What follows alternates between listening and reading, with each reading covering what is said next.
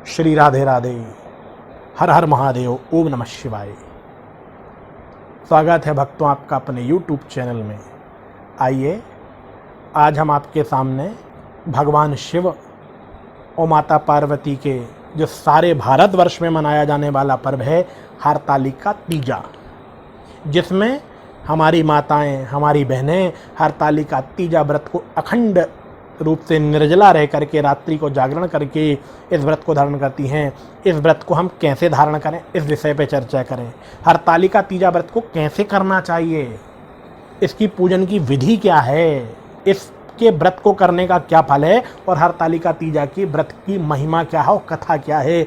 आइए शिव जी के इस अद्भुत रहस्य को हम आपके सामने उद्घाटित करें। इस बार पहले हम आपको कुछ मुहूर्त में बात कर लें। इस बार जो हरतालिका तीजा का जो व्रत है दिनांक 21 अगस्त सन 2020 को दिन गुरुवार को उत्तरा फाल्गुनी नक्षत्र पे हरतालिका तीजा का व्रत प्रारंभ होगा। इस व्रत को करने की विधि क्या है, पहले इस विधि पे हम आपके सामने माताओं के लिए जो व्रत धारण करने वाली माताएं हैं उन्हें किन विधियों के साथ इस व्रत को धारण करना चाहिए जिससे उन्हें हरतालिका तीजा के संपूर्ण व्रत का संपूर्ण पुण्य फल प्राप्त हो। तो 21 तारीख को तीजा का व्रत है। 21 तारीख के पूर्व 20 तारीख की रात्रि 12 बजे माताएं जो हैं इस व्रत को प्रारंभ कर देती हैं। 20 तारीख की मध्य रात्रि का तकरीबन 12 बजे इस व्रत को प्रारंभ किया जाता है। उस समय किसी फल का सेवन करके, मुख प्रक्षालन करके, दतौन इत्यादि करके इस व्रत को धारण करा जाता है। और तीजा वाले दिन माताएं ब्रह्म मुहूर्त में उठें, सुंदर स्नान करने के उपरांत भगवान शिव के पंचाक्षरी मंत्र ओम नमः शिवाय मंत्र का चिंतन, भजन इत्यादि करती रहें। और दिन भर निर्जला, ये निर्जला व्रत रहा जाता है। दिन भर निर्जला यह व्रत पति की दीर्घायु के लिए, पति की अखंड आयु की कामना करने के लिए धारण किया जाता है। और जो नवयुवतियाँ इस व्रत को रहती हैं उन्हें योग्य स्वयोग्य वर की प्राप्ति हो और उन्हें शिव के समान वर प्राप्त हो, इस कामना को लेके ये व्रत को धारण किया जाता है। तो दिन भर माताएं व्रत रहें। सायंकालीन बेला में बहुत उत्तम मुहूर्त इस बार का जो पूजन का बन रहा है वो सायं 6:10 से रात्रि 8:30 का बहुत ही उत्तम और श्रेष्ठ मुहूर्त पूजन का है। उस समय एक फुलहरे के नीचे, मंडप के नीचे भगवान शिव माता पार्वती की मूर्ति की हम स्थापन कर लें और उनको कलश गणेश जी की स्थापन करके, कलश गणेश पूजन करके भगवान शिव का धूप, दीप, नैवेद्य से पंचोपचार, षोडशोपचार पूजन करें। नमः शिवाय मंत्र का हम निरंतर जप, ओम नमः शिवाय मंत्र का निरंतर जप आदि करते रहें। ऐसा पूजन करने को उपरांत भगवान शिव का होम करें, ओम नमः शिवाय मंत्र से आहुति दें। ऐसा 4 पहर, जैसे आपने पहले पहर की पूजन करी, फिर द्वितीय पहर की रात्रि में 9 बजे, तृतीय पहर रात्रि 12 बजे और अंतिम पहर रात्रि 4 बजे, 2 से 4 बजे के मध्य में आप होम करके फिर ब्रह्म मुहूर्त में पुनः भगवान शिव का पूजन करके और रात्रि जागरण करके इस व्रत को धारण करें।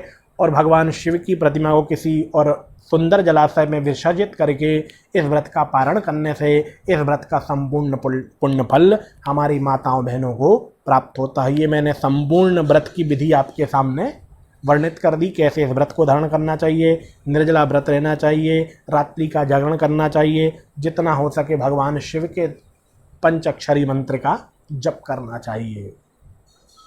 अब इस हरतालिका तीजा व्रत की कथा क्या है, इसका आध्यात्मिक रहस्य क्या है, तो आइए इसके आध्यात्मिक रहस्य को हम आपके सामने मंडित करते हैं। एक समय भगवान शिव माता पार्वती जी के साथ कैलाश पर्वत पर विद्यमान थे। माता पार्वती जी ने दोनों हाथ जोड़कर भगवान शिव से निवेदन किया कि हे भगवान शिव, मैं आपके चरणों में निवेदन करना चाहती हूँ। आखिर मैंने अपने जीवन में ऐसा कौन सा पुण्य किया है जिसके कारण आपका अर्ध आसन मुझे प्राप्त हुआ। तो भगवान शिव बोलने लगे, पार्वती, मैं तुम्हें तुम्हारा पुरातन एक इतिहास बताता हूँ। तुम पूर्व में राजा हिमांचल की कन्या थी। तुमने बाल्यावस्था में ही संतों से, ऋषियों से, महामुनियों से मेरे सुंदर गुणानुवादों को सुना। उसी दिन से तुम्हारे हृदय में मुझे पति के रूप में प्राप्त करने की अनन्य प्रीति तुम्हारे हृदय में जागृत हो गई। तुमने बाल्यकाल से ही मुझे पति के रूप में प्राप्त करने के लिए घोर तप करना प्रारंभ कर दिया।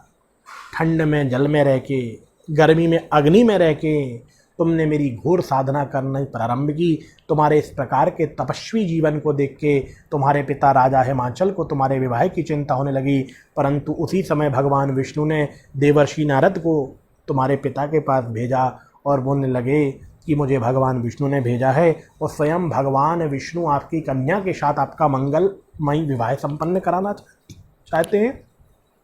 तब तुम्हारे पिता को बहुत ही आनंद आया। तुम्हारे पिता ने तुमसे बताया कि मैंने तुम्हारा विवाह भगवान विष्णु के साथ तय कर दिया है। उसी समय तुम्हारा मन दुखित हो गया, तुम्हारा मन खिन्न हो गया, एकांत मुद्रा में तुम पहुंच गई। उसी समय तुम्हारी सखी तुम्हारे पास आई, तुम्हारे दुख का कारण पूछा, तुमने सारी बातें सखियों को बता दी। तब तुम्हारी सखी बोली, पार्वती तुम चिंता मत करो, मैं तुम्हें ऐसे निर्जन वन में ले जाऊंगी जहाँ पर तुम्हारे पिता भी नहीं पहुंच पाएंगे। उसी समय पार्वती तुम्हारी सखी तुमको हरण करके घनघोर निर्जन वन में ले गई, जहाँ पर सुंदर नदी बह रही थी। एक सुंदर गुफा बनी हुई थी। उस नदी में स्नान करके तुमने मेरी एक सुंदर सी बालू की प्रतिमा बना ली। उस दिन भाद्रपद मास की शुक्ल पक्ष की तृतीया तिथि थी, हस्त नक्षत्र था। तुमने अखंड मेरा पूजन करना प्रारंभ किया, अन्न जल का त्याग कर दिया, निर्जला तुमने व्रत किया, रात्रि के चारों पहरों की मेरी पूजन की और अखंड साधना मेरे शिवलिंग की मेरा शिव पूजन किया। तुम्हारे इस प्रकार के अखंड व्रत को देख के मेरा आसन हिल उठा और मैं वहाँ पर प्रकट हो गया। तुमने कहा पार्वती वरदान मांगो। तब तुमने कहा हे नाथ, यदि आप मेरे व्रत पूजन से प्रसन्न हैं तो मेरे पति होना स्वीकार करें। तब मैं तदास्तु कह करके वहाँ से अंतर ध्यान हो गया। इधर तुम्हारे पिता तुम्हें खोजते खोजते इस वन में आ गए, तुम्हें गले से लगा लिया। पार्वती इतनी घनघोर वन में बेटी क्या कर रही हो? तब तुमने कहा पिताजी, आप मेरा विवाह विष्णु जी के साथ करना चाहते थे, इसलिए मैं इस घनघोर वन में आ गई हूँ। यदि आप मेरा विवाह शिव जी के साथ करेंगे तो मैं आपके साथ चलूँगी। तुम्हारे पिता ने तुम्हारी सारी बातें मान ली। पार्वती जानती है इस व्रत का नाम हरतालिका क्यों पड़ा? क्योंकि तुमको सखी हरण करके ले गई थी, इसलिए इस व्रत का नाम हरतालिका पड़ा। और तुम्हारे हरतालिका तीजा व्रत करने के कारण, जैसे हम हरतालिका भी कहते हैं, संबोधन में तीजा भी कहते हैं और तीज भी कहते हैं, यह मध्य भारत का, उत्तर भारत का बहुत सुंदर पर्व कहा गया है। तो तुम्हें सखी हरण करके ले गई थी इस व्रत का, इसलिए इस व्रत का नाम हरतालिका तीजा पड़ा। और तुमने तीजा हरतालिका का व्रत किया, इसलिए तुम्हें मेरा अर्धासन प्राप्त हुआ और अर्धांगिनी वामांगिनी होने का सौभाग्य प्राप्त हुआ। हे पार्वती, जो भी स्त्रियां तुम्हारे समान इस व्रत को धारण करती हैं, उन्हें तुम्हारे समान पति प्राप्त होते हैं और वे श्लोक में समस्त सुखों को भोग कर अंत में भगवान शिव के मेरे लोक को प्राप्त करती हैं। और इस व्रत को धारण करने से माताओं बहनों का जो सौभाग्य होता है वो अखंड होता है। और जब जो नवयुवतियाँ भी जिनका विवाह नहीं हो रहा है, जिनके विवाह में बाधा आ रही है, विलम्ब हो रहे हैं, यदि वे भी तीजा का व्रत धारण करती हैं तो उनका मंगलमय विवाह शीघ्र संपन्न होता है। और जिन नवयुवतियों का विवाह नहीं हो रहा, इनके लिए तीजा के व्रत के दिन यदि हम एक उपाय मात्र कर लें तो निश्चित तौर पे उनका मंगलमय विवाह निश्चित तौर पे संपन्न हो जाता है।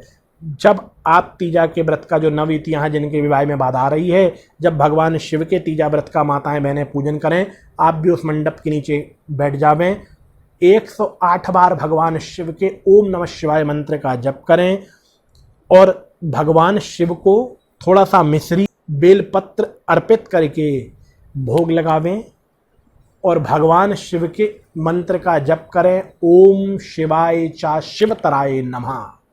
108 बार इस मंत्र का भी जप करें और अपने मंगलमय विवाह की कामना को, इस भाव को रखें तो निश्चित तौर पे अगली तीजा नहीं आएगी, उसके पहले आपका मंगलमय विवाह संपन्न हो जाएगा। ये भगवान शिव के व्रत की मैंने मुहूर्ति बताए, विधि भी बताई और इस कथा का अद्भुत रहस्य भी, हरतालिका तीजा व्रत को के रहस्य को भी मैंने आपके सामने बताया है। सभी माताओं बहनों को इस हरतालिका तीजा व्रत की मेरी बहुत बहुत शुभकामनाएं, शुभाशीष। ओम नमः शिवाय। हर हर महादेव।